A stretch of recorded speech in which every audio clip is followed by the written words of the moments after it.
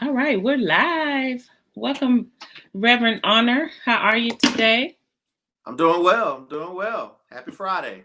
Happy Friday. I know it's I don't know if it's me, but the weeks seem to be going really fast. Do you feel like that? I do feel like it's going fast. It's going fast, but then it also feels like when I look back, it's so much happening that Uh-huh. it seems like a long time though. So Hmm. things are moving fast, but then when I look back on it, I'm like, that was just 7 days ago, but that feels like forever ago that happened. So I don't know. That is true. It just seems like I look up, it's Sunday and I'm preparing for the week. And next thing I know, it's Thursday night and I'm preparing for Friday. Just seems like the world is spinning much faster than normal. Yeah. And I think it's just some people have a lot to do, and you don't have that Time to pause. buffer. That's right. Hmm. Yeah, that's what I think it is. You don't have time to pause and catch up with everything. So Yep. it's so much happening, and so things feel like it's moving, it's moving, it's moving. But it's also, since there's so much happening, it's like, oh my goodness, like that was that long ago. Yeah, it's a Yeah, lot. that's It's true. it's a lot. It Yeah, is. but I I think it mean, all makes sense. What we saying, I think it makes sense. yeah, I think it does. I think it Yeah, does. And we're slap in the middle of summer now. Summer has started. School is out pretty much everywhere in the country. So, it's a lot. It's a lot going on. yes. Um, my friend just said, I was just thinking maybe you're just too busy. I'm not. Cherie, we miss you. Cherie is either on stage with me or behind stage. And I didn't even tell her we were going on today. So we miss you, Cherie. Thanks for all Ooh, that you do. I know. Sheree, I didn't But have nothing to do with that. I had anything to do with that. I just want to be clear about that. So, all the smoke just go to Candy. yeah, it's my fault. Charge it to my head and now my heart know that I mean well. But we got such an overwhelming response from last week with you and Brandy being here, and I wanted to definitely follow up. So we'll talk about all that in one second. But I want to tell you, if this is your first time watching, welcome to the circuit. The circuit presents virtual conversations. And literally, these virtual conversations are conversations that I have with people that I meet, know, and am introduced to, and I want to share them with you. So we're here to enhance your life, encourage you, educate you, um, and hopefully empower you to do something different, to do something that is purposeful in your life and in the lives of other people. So we're excited that you're here. Last week, my mom told me my eyes look sleepy because I had stayed up working all night. So this week, I got some sleep and I'm ready for y'all. I'm ready. And I'm ready for our guest today, which is Reverend Billy Honor. We'll talk about what you do with on your full-time job, but you're the author of Truth on the Loose. And it's so funny, when I first heard you say this a few years ago when we met, I was so tickled by it. But now over the years, as I watch what you pen, what you write, it is definitely truth on the loose, and it's what people need to hear. And I'm happy today that you're here to share with us. And it may be your opinion, but it's a good opinion, and it's good knowledge that we need to know. And I tell you all the time, every time we talk, I learn something. So I'm excited to share what you have to say today. Last week, guys, if you didn't get a chance to watch, make sure you're looking at our Facebook page, thecircuitlive.com, or follow me, Candy Kyler, on YouTube, and you can get a firsthand look of the conversation last week with Billy and Brandy. And we talked about white privilege and what that is. But Billy said something very important, and I was literally getting text during the show, after the show, and even still saying, that was great information. But you mentioned what we need to do as a Black community. There's a conversation that we need to have. There are things that we need to be working on. We can't continue to blame it on the white man. Um, you didn't say that part. I said that part. But I definitely want us to talk more about that and some things that we kind of didn't get into last week. So I would say this is part two, but we don't have Brandy here with us. So it's not really part two, but it's a continuation of a much needed conversation. So welcome, guys. If you're here, drop something in the comments, either on YouTube Live or on Facebook. Let me know that you're watching. Ask the question, leave your opinion. Subscribe and follow us. Like the page. Let us know that this is something worth watching. And you can always share it with a friend. Share it on your Facebook page. Text the link out to a friend so that they're watching. Again, thanks for joining us today. And Billy, we're just going to jump right in. And I want you to share with us, what did you mean when you said last week there's more for the Black people to do? Well, first of all, thank you again for having me. I like to say it's always good to be invited, but it's even better to be invited back. I like that. Yeah. So we appreciate the second time around, and to all of those who are listening and viewing, we appreciate you for taking time out. And thank you for the question. I think it's a question that we need to definitely give attention to at this particular time and where we are in the history of this country and in the life of the fight for Black liberation and freedom. The statement was one that was said to me from a good colleague of mine, the Reverend Tracy Blackman, who was a part of the Ferguson uprisings. She's a pastor there in Missouri and right outside of St. Louis. And we were talking about things after George Floyd and right after Ahmaud Arbery. And she said to me, I was lamenting, as I tend to do, about conversations that I see the white community having so soon around racial reconciliation sometimes, and around wanting to, on the other end of the spectrum, run to do the work that I feel like is better suited for those of us in African American community, and not wanting to do the work that should be done in white communities, predominantly white communities, which I can say more about. And she said, Billy, what I've come to understand is that there is work that white people need to do among white people. There's work that Black people need to do among Black people. And there is work that we need to do together. And Yeah. I would add, and then there's work that needs to be done in a broader multiracial coalition, because the world and our society isn't only made up of so-called Black and white people either, right? Exactly. So there's lots of work that needs to be done. Part of this process, if it's going to be successful, is discerning at what points we do what work, and where we as individuals understand ourselves to be in terms of what we should be working on. Today, of course, we're talking about the work that Black people need to do among Black people. And I think that part of what that means is that we have to understand where we are in the life, right, of Black resistance and in Black liberation collectively. And what does that mean, and what does the moment call for? And there are lots of things that I think it calls for. I mean, one of the things that it calls for in an immediate sense, right, in an immediate sense, is this fight for representation. I mean, if we'd be real honest about this, there are lots of Black folks who just are tired of the whole process altogether.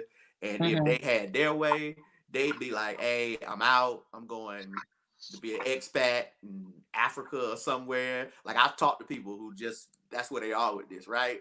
Well, most of us ain't leaving. Let's just be honest about that. True. Right? Like, we can say what we want. Most of us ain't leaving. And if we're going to stay here, that means we have to then have a plan that is about how it is we continue to build power in our communities, right? And the way in which you start with the building of power in our society is through representation, right? We live in a representation democracy. We don't just all take a vote and majority rules on decisions that need to be made. We elect people to then go take those votes for us, right? That's what representative democracy is about, which means that's representation is power.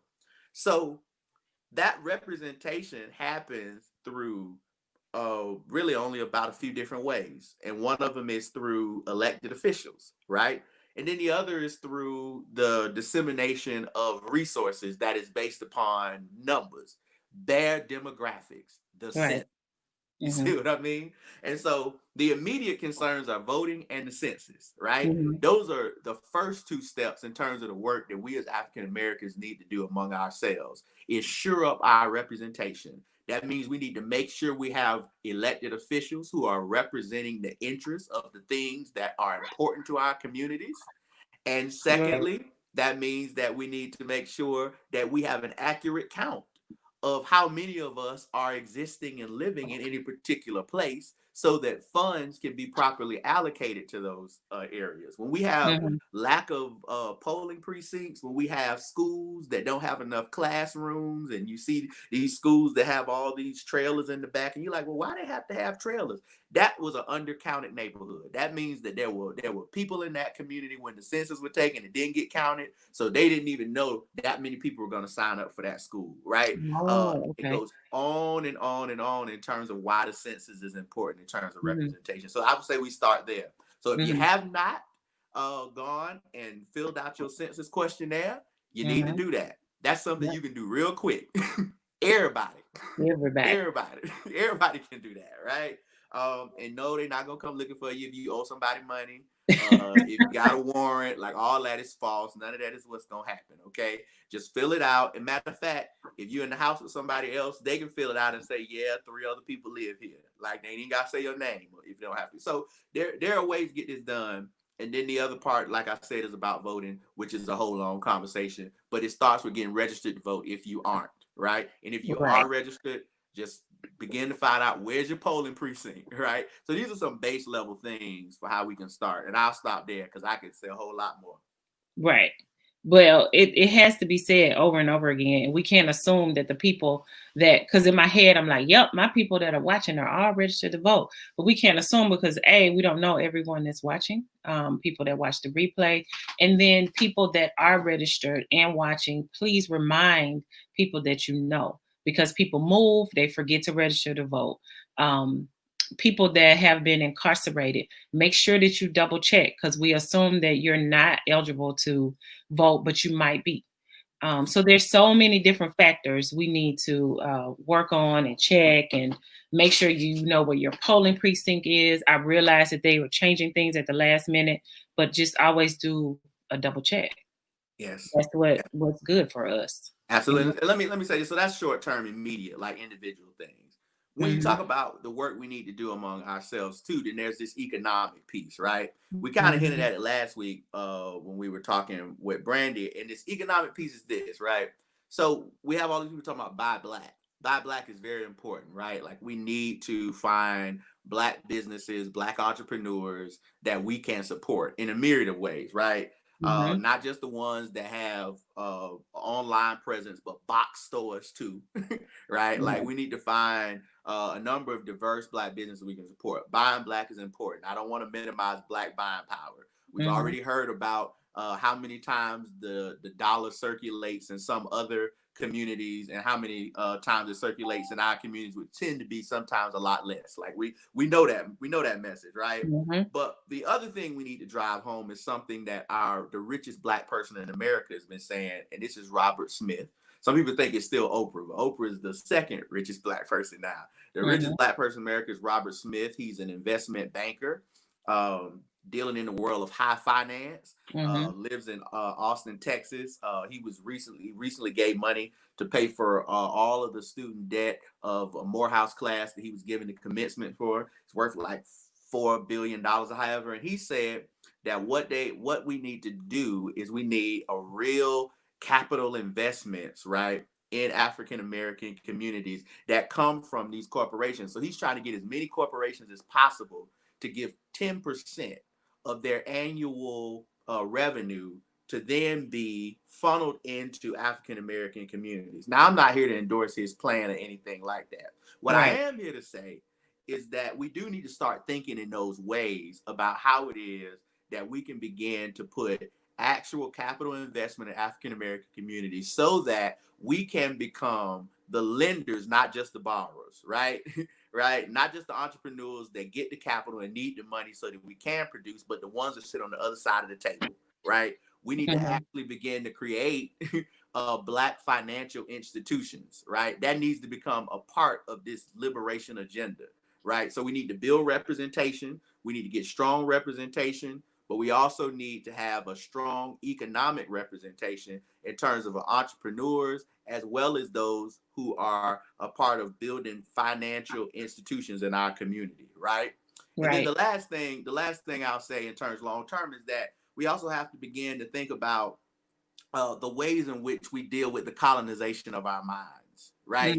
Mm-hmm. Because part part of the hindrances that come into play is that some of us have colonized mindsets, right, about the world and about others and ourselves that have caused us to have self-hate, right? It have caused us in many ways to really to exhibit these characteristics that work against nation building and work against, you know, our own collective uplift, because we see ourselves in negative ways, or we always tend to think that my grandmother used to say that somebody else's ice is colder, right? Than what it is that we're able to produce ourselves. And so the decolonization of our minds has to do with religion.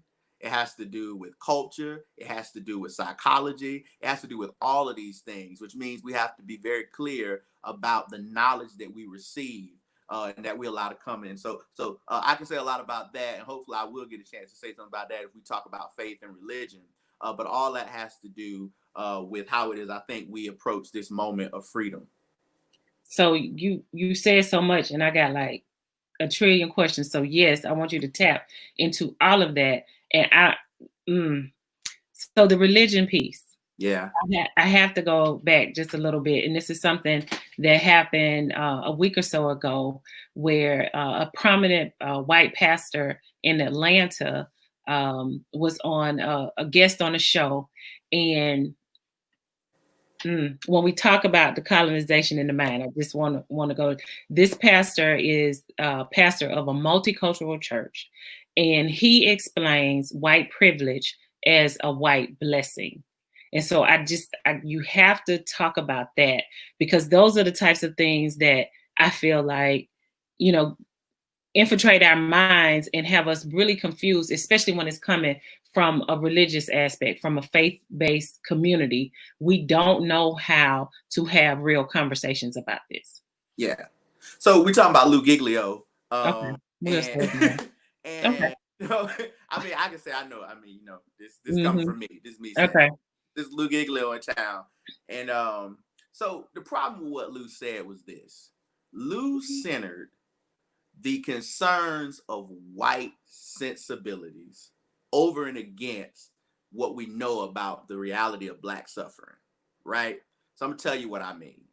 He was trying to say something good, and I know there are a lot of people who might disagree with that. Like they say, "Oh no, he was saying some white supremacist stuff." I don't believe Lou was trying to say anything. He actually thought like he was saying something good, right? And what he didn't realize is that in his own mind, he had centered whiteness so much that he was literally telling this other Black man sitting there, Lecrae, that because white people get so, you know, in their feelings when we actually talk about what's actually come to them as a result of enslavement of African people, because they feel some kind of way about that, maybe we should find a better way to talk about it. That's essentially all he was saying. Okay. Maybe we should find a better way that would help them to receive it better. So rather than call it, you know, a white privilege, maybe we should call it a white blessing that gets them to sort of see that you have been blessed as a result of what happened to Black people. That's what he was trying to say, right? Okay. And so it was a poor choice of words. And moreover, it also centered whiteness, because why do we have to give a damn about if white people are in their feelings about historical realities? Exactly. Right? Dr. Cornel West always says this: the condition of suffering, the condition of truth is that you have to allow suffering to speak. The condition of truth is that you have to allow suffering to speak. In other words, if you aren't ready to talk about the reality of human misery, if you're going to try to deodorize and sanitize what's happened, and this doesn't only apply to history and collectively, this is in our own lives. Like you got to tell the truth about yourself, right? Exactly. Like you have to be honest about our own garbage and mess that we work through in our own lives, in the same way that we need to be true about it historically. And if the first thing that your concern is to not offend people who are the beneficiaries of a vicious legacy of Black suffering, right? If your first concern is to try to, you know, as I said in some other places, to try to coddle people, right, in that way, then you have to ask yourself, what do you really care about? What do you really care about? Are you really concerned, right, about Black suffering and Black people, right? Or are you just concerned about white people finding some way to assuage their guilt, right, that they feel, and saying it in a way that they'll accept it. And I think a lot of people, accurately so, felt very offended by that. Now, in full disclosure, Lecrae and I are working on some things together in terms of some things to do for the community around helping folks who are currently incarcerated and all of that. He's a good brother. I don't want to beat up on him. He should have said something though, right? He should have said something. He should have spoke up. He should have sat in that seat and said, I think I know what you're saying, but I don't agree, or I think we should say this differently. Like you need to say something, because at that point you aren't just representing yourself, right? At that point you're representing a number of other people. Your family, and many in the African American community, and so that's what I think about that. And I don't actually believe, when we talk about like a white blessing, there is no such thing, right?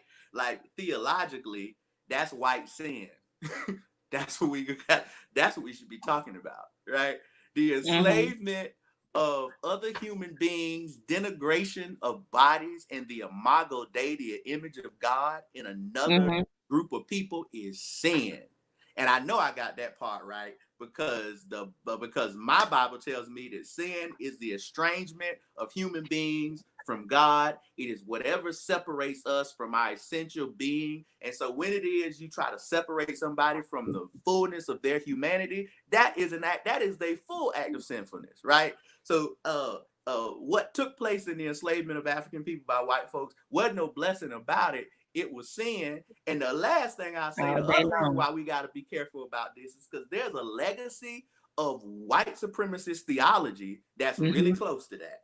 Yes. That's really close, right? That's the part that bothered me. Yeah, that's right. The curse of Ham. Now, people may not like this, but I don't believe Lou was even theologically sophisticated enough to even know what he had done. Like, he didn't realize how close. Like, I don't even think he knew that there's a whole legacy of theology that said that Black people were cursed, and they were cursed and to be destined to be cursed because of Ham, and God did it, right?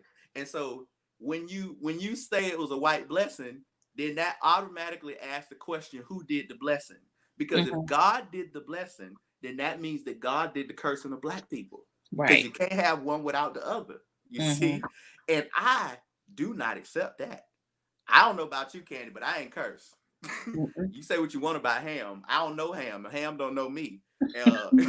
So for those that don't know who Ham is.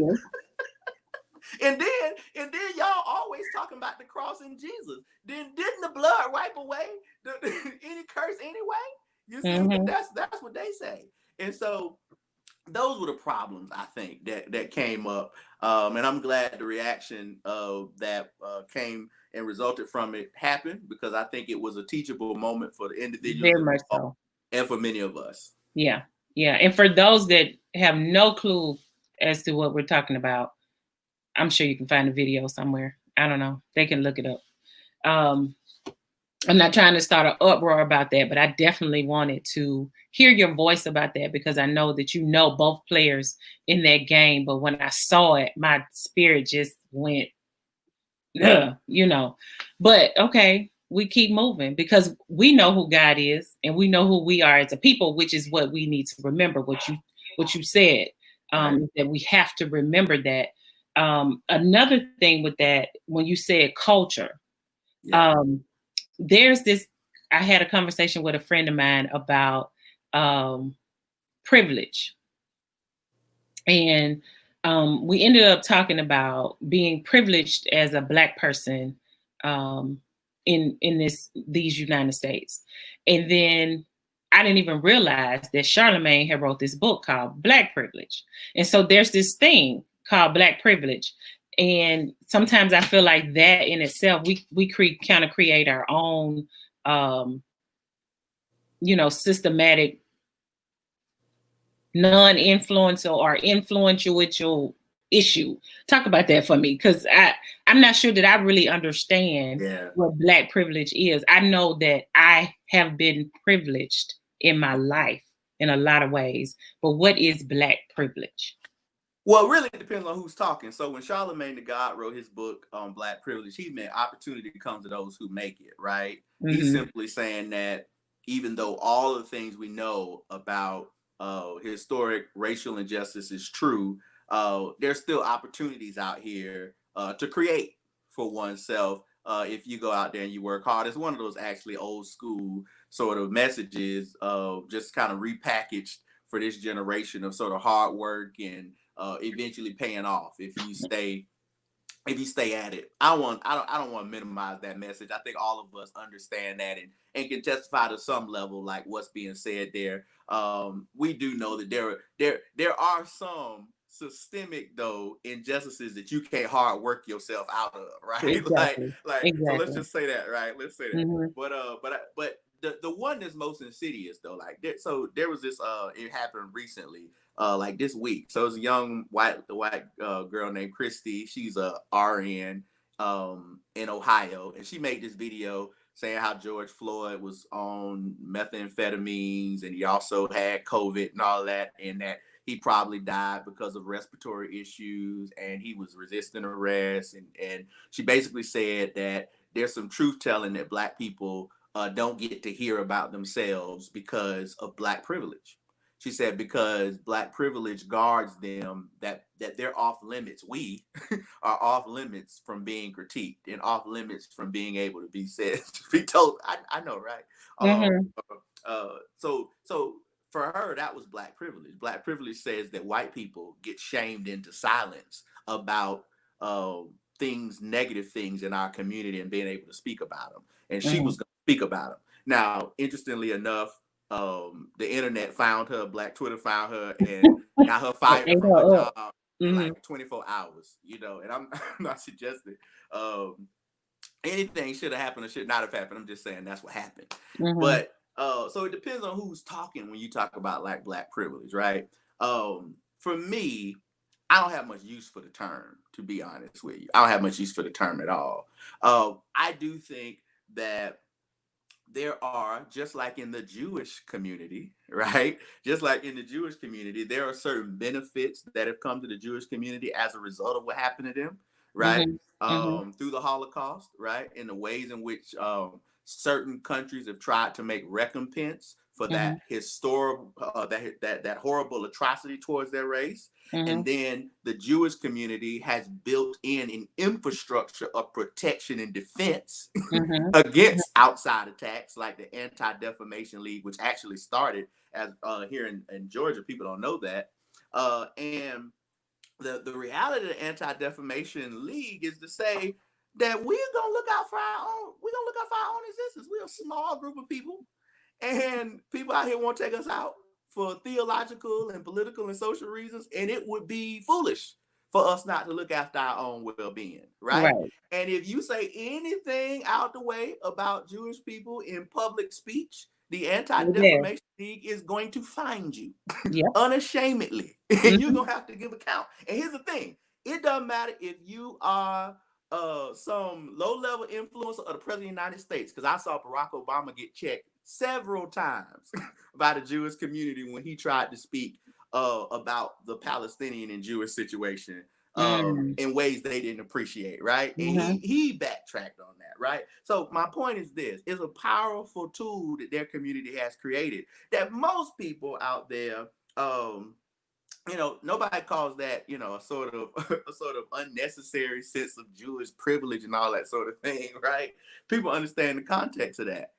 We as African American people, we got the NAACP and other things like that for sure that have been doing work for a long time.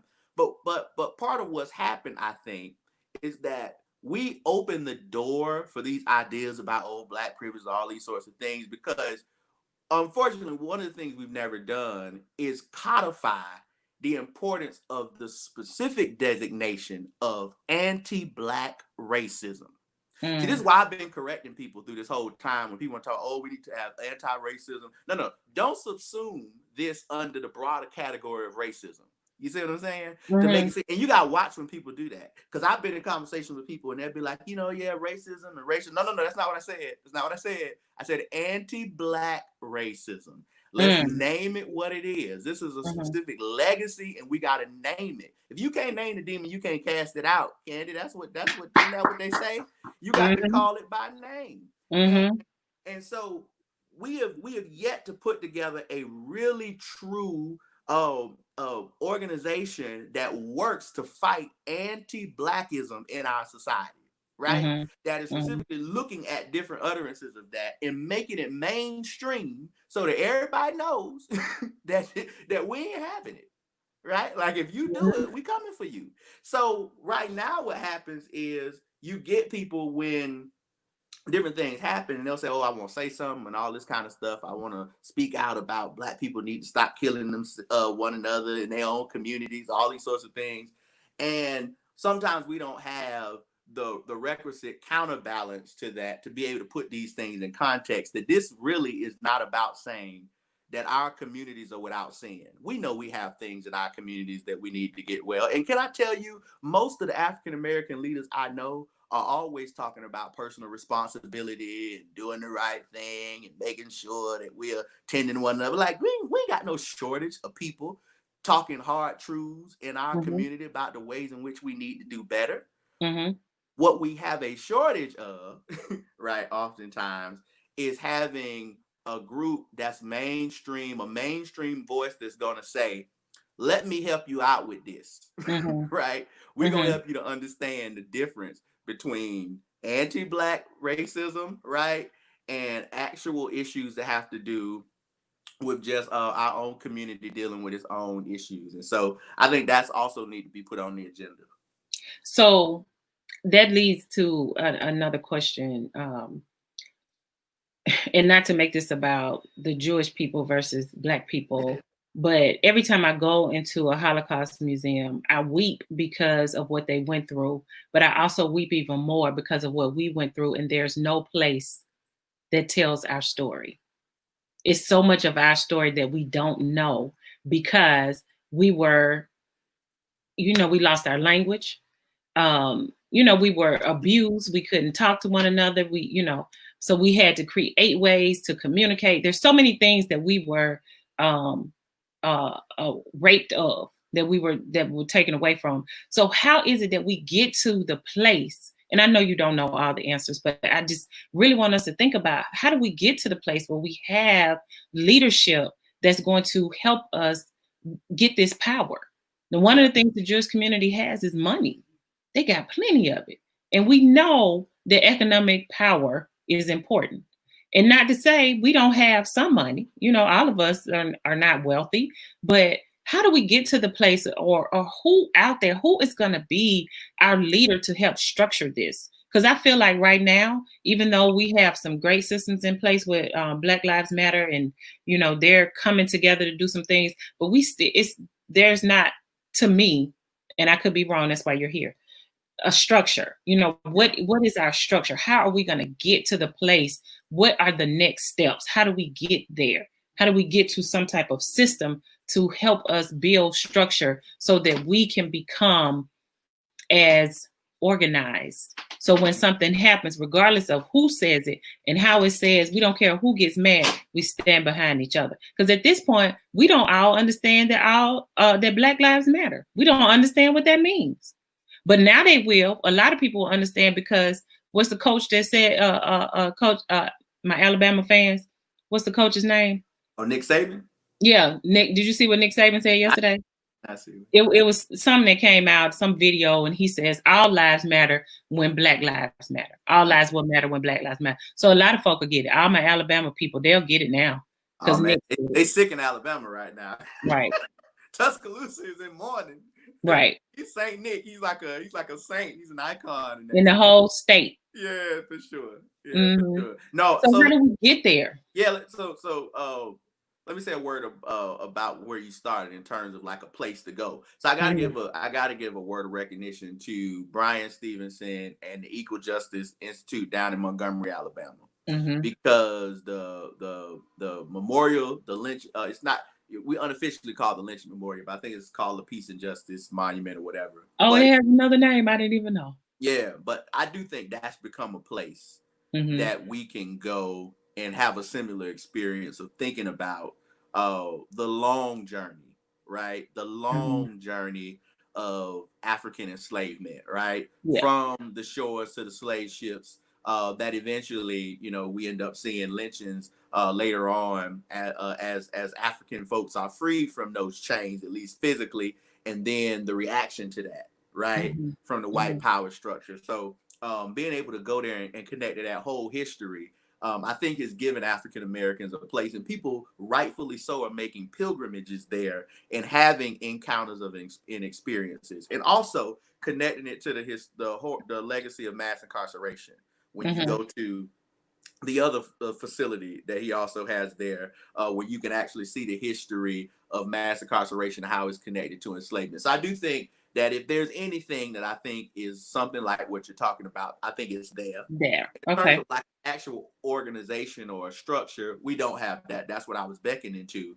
But the Anti-Defamation League was started by somebody who was a Jewish jurist or dude, who thought it was the right thing to do and kept working until it was done. I guess what I'm saying is all it really takes is somebody who sees that as their mission, right? Who sees that as their purpose. They don't have to have a platform. They don't have to, have followers and money and all that kind of stuff. They just need to be passionate and feel like this is something that needs to happen. And then it's amazing what can happen when that happens. And so I think that hopefully somebody listening to this or sees this or something will feel this as a call of theirs to sort of put together this place that defends what it means to be Black, right? That really is talking about how we fight against anti-Blackism, not just this broader category of racism, right? And I think let me finally say that part of it has to do with the deconstruction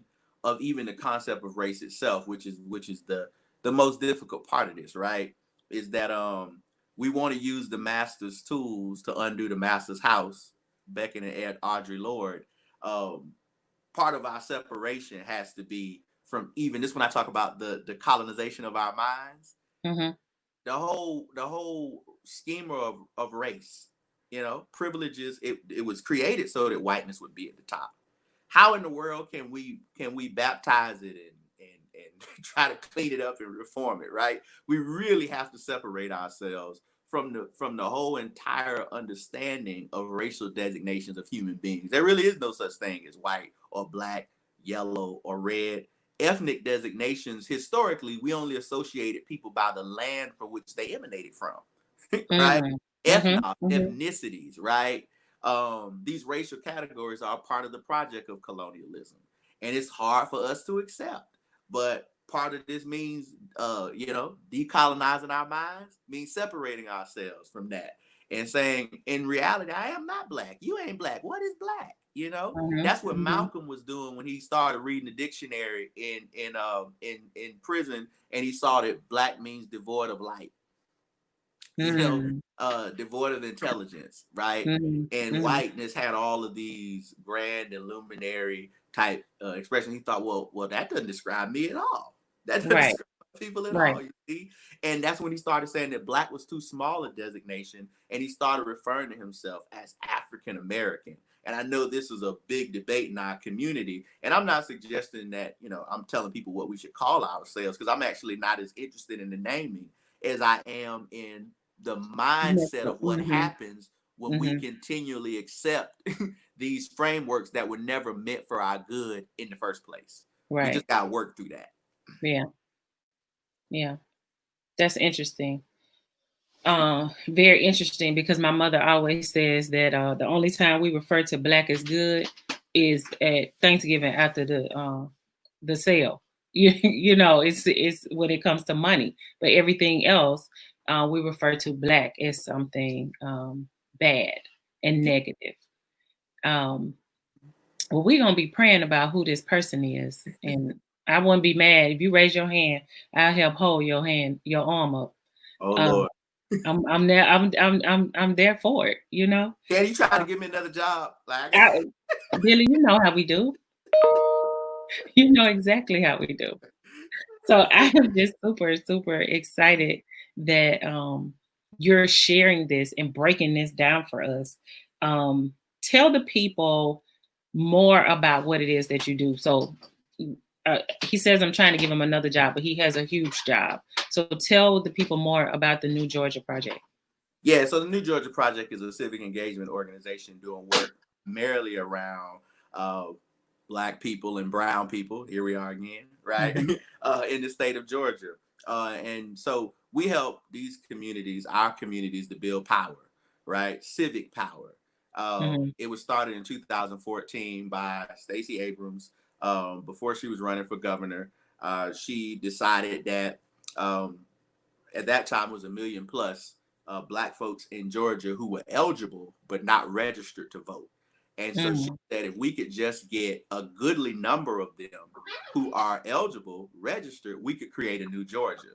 And the organization has done a great job at that mission over the last several years. Since its inception, the organization has registered 400,000 Black folks in this state, and so put a real dent into that margin of eligible but not registered. But there's still a lot of work to do. The goal is by the time you get to 2014, 10 Mm-hmm. years of existence, that the organization would have registered 1 million people of color and women to vote. But what we know is that voter registration is like gym membership. It only works if you use it, right? Like you got to get up and go.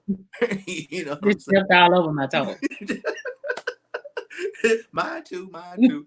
And so you gotta give people a reason to vote, right? Like people gotta Mm-hmm. get up and go. Like, Yeah. and that's why we do issue organizing. So I organize people of faith because obviously you and I know the role that faith plays, the powerful role that faith plays in African American communities. And so I basically try to connect uh, why it's important for us to be engaged civically Mm-hmm. with our faith and moral claims and the things that are of value to us in those communities. So we talk about mass incarceration, ending it, that is. We talk about expanding voting rights, and we talk about a whole lot of other things. And we go to people and we say, hey, look, pastor, imam, rabbi, whoever you are, we say to you, hey, look, all of these issues are important to the people who are in your congregation. And we also believe that your God is concerned about these things, right? Mm-hmm. And Mm-hmm. so help us then to mobilize your folks and yourself so that they then turn out in strong numbers to express their civic voice, not just to vote, yes, to vote, but also show up to the city council meetings, show up to the neighborhood planning meetings, show up to the board of election meetings, like show up to the Capitol, right? Today Mm-hmm. here in Georgia is probably going to be the last day of session. And Mm-hmm. then no more laws to be made until January. We got to live with whatever it is they did. Lord have mercy. Um, Mm. show up there to voice your pleasure or your dissent. Like all of that is how the civic process works. And there are people in your congregation who also need to run for office, right? And so this is the work that we do because we believe it to be an important part of how it is we help to reshape and build the type of America and country that we want. Is connecting these civic responsibilities with our faith rooted values, because at the end of the day, like I tell people, politics is the art of how it is that we collectively do life together, right? And I don't know how you have a faith worth anything that's not concerned about that, right? Because I Right. tell you, if most people who get a check from a job got that check and found out that they were charged double in taxes, it's gonna be a Mm-hmm. problem. A real problem. It's gonna be a real problem, right? Mm-hmm. I want to tell you that's politics. The politics decide how much your check gets taxed, right? Mm-hmm. Potholes in your streets, right? Who picks up your trash, right? All of these things I could go on and on. When you pay for things, sales tax, etc. All these are politics. It all affects the quality of life and how well we are able to go about the pursuit of liberty, right? And the Mm-hmm. fullness and the pursuit of happiness in our lives.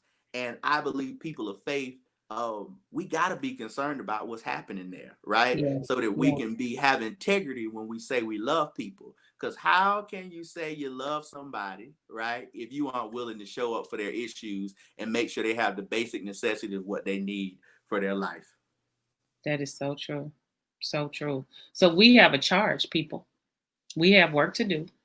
Whether you're faith-based or not, there's things that we have to do. We have to remember to register the vote.